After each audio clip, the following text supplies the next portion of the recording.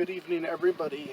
This is Eric, and this is a video, I suppose episode 61. Just sitting outside. It is a beautiful evening, weather-wise, here. Just sitting next to the dying Trillium. Spring is over. That's kind of what that means.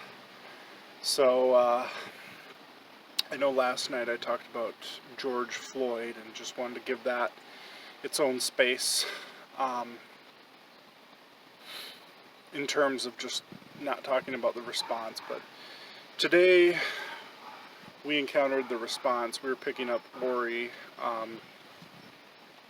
She has a very helpful grandparent that has been able to watch her sometimes here during all of this, and we were picking her up from there over in Minneapolis, and had to kind of go through the University corridor here in St. Paul, which is where a lot of these they're not protests. These are like riots and looting. These aren't the peaceful protest that's going on elsewhere. That's actually about George Floyd. These are just people taking advantage of the situation of police being stretched thin. So, and a lot of people have been saying they're not really from the area. You know, it makes sense. Why would you loot your own stores in your area? You're gonna need prescriptions and stuff like that, or there's going to be people in your community that are going to need those prescriptions and whatnot. So, yeah, it's going to be a pretty wild night here. This is Thursday evening, May 28th. It's really sad. The Lake Street in Minneapolis was hit pretty hard last night, and we don't know where it's all going to go tonight, but I'm not expecting it to be very, it's not going to be a good night. So just keep Twin Cities in your thoughts and prayers.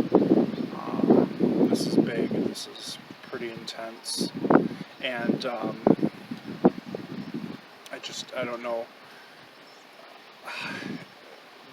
I don't know if this is really going to fully dilute the death of George Floyd. I don't know. This is just so sad that everything that maybe could be positive that come out of that, where we start to move on, is not going to be really fulfilled in any way. I think there's a chance that a lot of that just gets squandered with all of this. People are just going to say, things like, well, it's not the police that are rioting and breaking into shops, and it's just a lot of short-sighted views on both sides that just nothing really is learned, nobody's really listened to. So I know I don't get too deep into my political opinions, but I really, really, really do wish that the district attorney, Mike Freeman, would get the investigation done and arrest at least the officer Derek. I haven't bothered to really memorize his last name.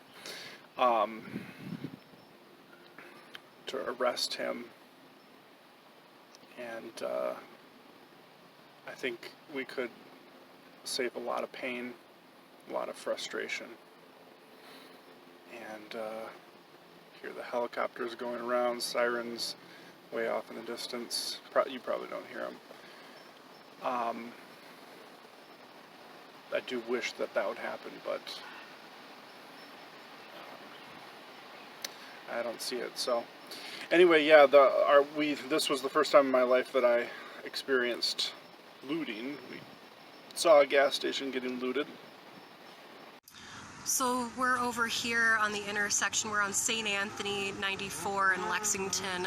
They're looting the gas station over here.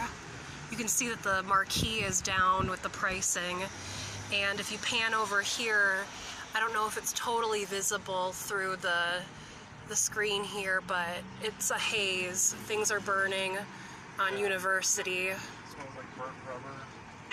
And then we saw an O'Reilly Auto Parts getting looted.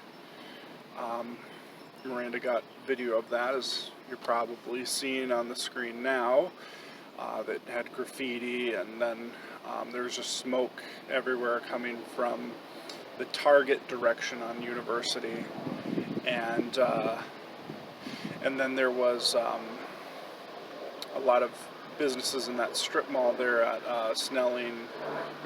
Lexington and University, that were boarding themselves up. I don't know, they thought they might be targets. There was an AutoZone, you might see in the video. We weren't really close enough to that. We didn't really get great footage of it, but I mean, the windows were broken out of the gas station and O'Reilly, and yeah, it was people in there looting, not hordes of people, but you know,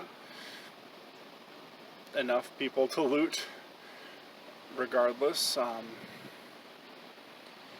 It's just sad. That's the first time I've experienced that in person in my life.